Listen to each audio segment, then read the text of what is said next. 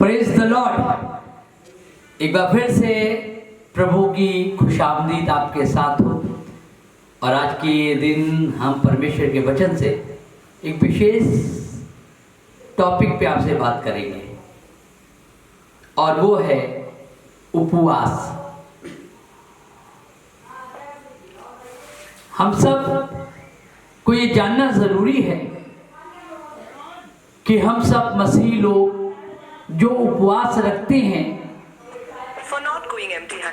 उसका मकसद क्या है, आखिर उपवास है क्या, उपवास क्यों रखना चाहिए और उसके परिणाम क्या होते हैं। इतने सालों से हम सब लोग उपवास रखते चले आए हैं और खास तौर से एक विशेष पर्व हमारा होता है जिसे गुड फ्राइडे या ईस्टर बोलते हैं। उससे पूर्व ऐश वेडनेसडे से हम लोग 40 रोजे रखते हैं या उपवास रखते हैं, 40 दिनों का उपवास रखते हैं। ये रीति रिवाज सैकड़ों सालों से मसीह परिवारों में चला आ रहा है। कई बार कई लोग इसका इनकार करते हैं, इसकी मुकाबलत करते हैं, कई लोग इसको सही ठहराते हैं। लेकिन आज मैं बताऊंगा आपको कि उपवास आखिर है क्या, उपवास रखना चाहिए या नहीं रखना चाहिए, और अगर रखना चाहिए तो उसका कारण क्या है। कि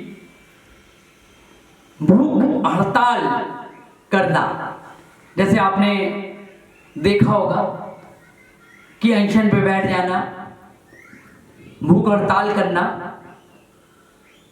उसका एक विशेष मकसद होता है। जब आपने देखा होगा कोई इंसान अनशन पे बैठता है या मिलों के सामने मजदूर का जो यूनियन होता है वो लोग भूख हड़ताल करते हैं, तो उसके पीछे एक विशेष मकसद होता है कि वो अपनी बात को मिल मालिकों द्वारा, सरकार द्वारा मनवाने के लिए अनशन या भूख हड़ताल करते हैं। और जब तक उनकी मांगे पूरी ना हो जाए तब तक वो भूख हड़ताल पर बैठे होते हैं।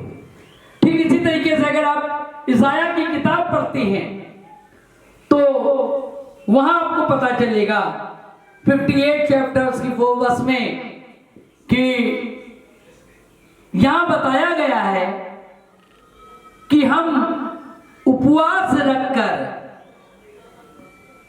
अपनी बात को आलमे आरों तक पहुंचाते हैं या परमेश्वर तक अपनी बात को पहुंचाते हैं। यानी कि आपकी जो नीड है, आवश्यकताएं हैं, जरूरतें हैं, वो आप उपवास के माध्यम से एक जिद रखते हैं कि हम तब तक भूखे और प्यासे रहेंगे जब तक हमारी मांगे परमेश्वर तो पूरी नहीं कर सकता। अगर आप नए नियम को पढ़ेंगे तो वहां पे एक जिक्र पाया जाता है कि चेले जब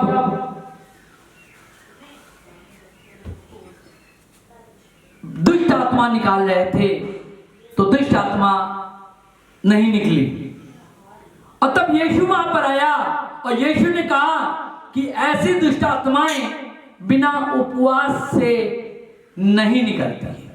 यानी कि उपवास को यीशु ने भी सही ठहराया और बताया कि उपवास रखना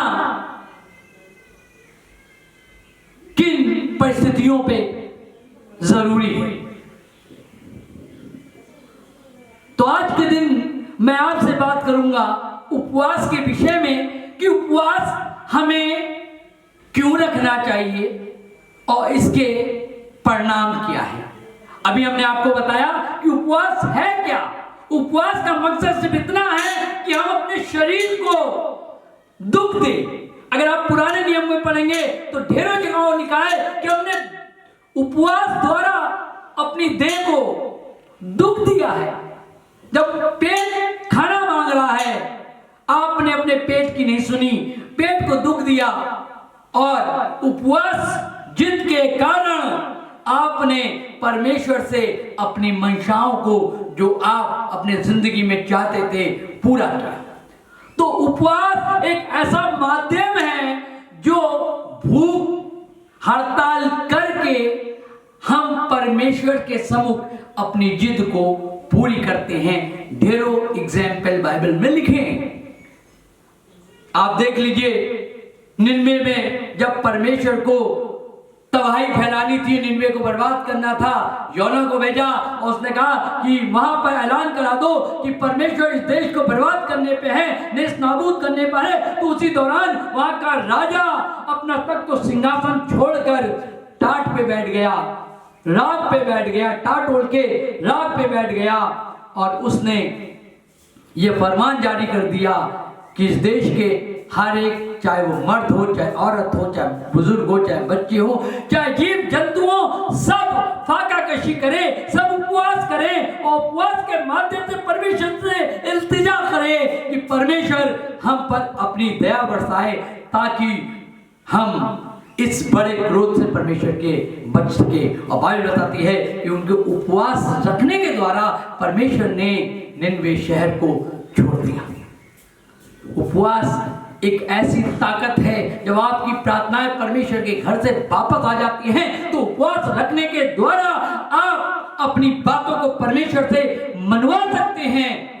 पावर ऑफ फास्टिंग। उपवास एक ऐसा माध्यम है जिसके द्वारा हम परमेश्वर की मंशा को जो हमारे खिलाफ है, हम उस पे बदलाव ला सकते हैं। तो मैंने अभी आपको बताया कि उपवास क्या है। अपनी देह को दुख देना, खाने से अपने आप को दूर रखना, पानी से अपने आप को दूर रखना, अपने शरीर को कष्ट देना एक उपवास का जीवन होता है। और उस उपवास के द्वारा आप अपनी मंशा को परमेश्वर से पूरा करवाते हैं। अब आती है दूसरी बात, उपवास क्यों रखना चाहिए। अगर आपके पास कोई मकसद नहीं है तो आप को उपवास रखना कोई उचित नहीं है, क्योंकि बाइबल में लिखा है कि धन के काम मनुष्य को दिखाने के लिए मत करो। कई बार 40 रोजे हम इसलिए रखते हैं कि हमारे परिवार के लोग रखते हैं, हमारे दोस्त यार रखते हैं, रिश्तेदार रखते हैं, हमारे पादी साहब रखते हैं, हमारे लोग रखते हैं। अगर वो रखेंगे, हम नहीं रखेंगे तो क्या होगा, लोग क्या कहेंगे। नहीं, बाइबल लिखा धन के काम मनुष्य को दिखाने के लिए ना करो। उपवास रखना इसलिए नहीं है कि लोग रखते हैं, उपवास इसलिए भी नहीं रखना है कि 40 रोजे आ गए सब लोग रखेंगे और मैं भी रखूंगा, ये भी मतलब नहीं है। उपवास के पीछे किसी विशेष मकसद का होना अति आवश्यक है। बाइबल में लिखा है कि दाऊद का बेटा जब बहुत बीमार पड़ गया और उस स्थिति तक पहुंच गया कि उसकी मृत्यु की दहलीज पर वो पहुंच गया, तब दाऊद ने उपवास रखा, उसने टाट पहना, उसने सिंहासन छोड़ा, उसने राग के ऊपर बैठ गया। अन्न, जल, मदिरा, सब सुख सुविधा की चीजों से वो दूर होकर उपवास रखकर प्रार्थना करने लगा और उसने परमेश्वर से निवेदन किया। लेकिन उसके उपरांत भी दाऊद का पुत्र की मृत्यु हो गई और वो बचा नहीं। तब कहते हैं कि दाऊद को लोग इस संदेश को देने की हिम्मत नहीं जुटा पा रहे थे कि तेरा बेटा मर गया है, और लोगों की फुसफुसाहट को वो देखकर समझ गया कि मेरा बेटा अब बचा नहीं है। वो उठा, नहाने के कक्ष गया, नहाया धोया, अपने को स्वस्थ रखा, साफ सुथरा किया, वस्त्र धारण किए, तेल लगाया और सिंहासन पे जाके बैठा। लोग ये दशा को देख के बड़े चकित रहे। उन्होंने पूछा कि जब तेरा बेटा मृत छाया पे था, बीमार था, तूने अपने आप को मदिरा से खाने से, पानी पीने से, सुख सुविधाओं की चीजों से दूर रखा, और जब मर गया है तो तू अपने सिंहासन के पास लौट आया, तूने वस्त्र धारण किए, तूने अन्न जल ग्रहण किया, ऐसा क्यों?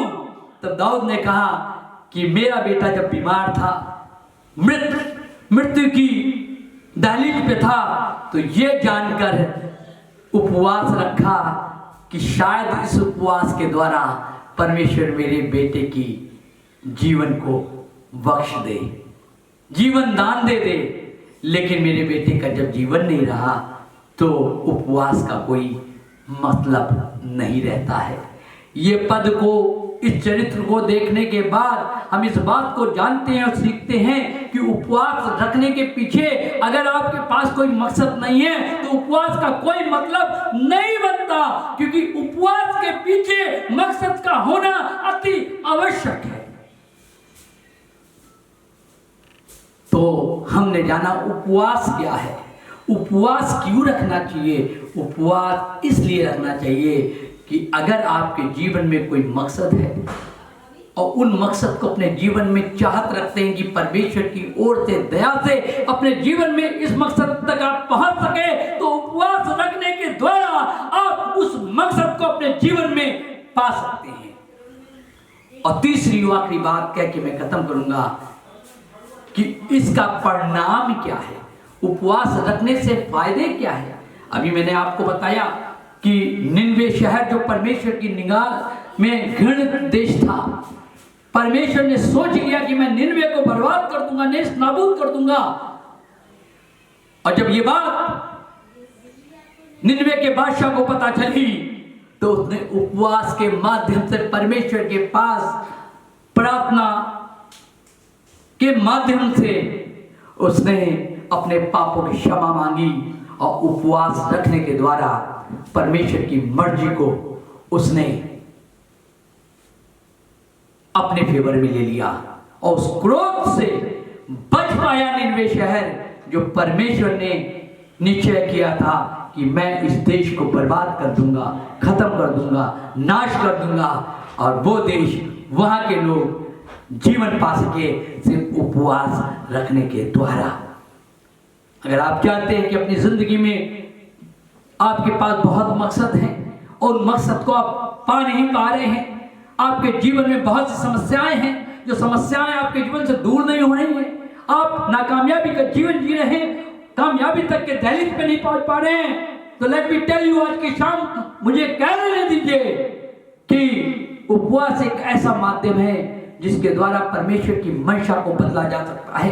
अगर आपके भाग्य में भी कुछ ऐसा लिखा है तो परमेश्वर से उपवास की जिद के द्वारा आप चीजों को अपने फेवर में प्रभु की दया के वसीले से कर सकते हैं।